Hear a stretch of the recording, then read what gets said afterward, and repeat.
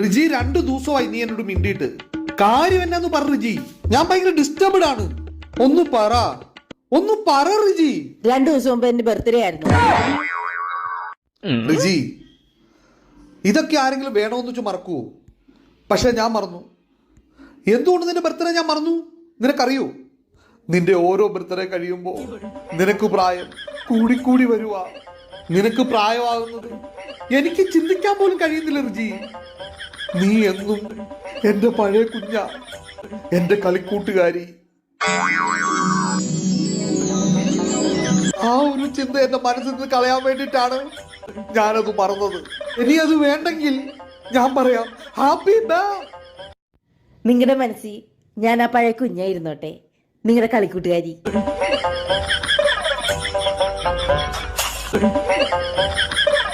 ഈ ബർത്ത്ഡേ ഒക്കെ ആരാണവൻ കണ്ടുപിടിച്ചത്?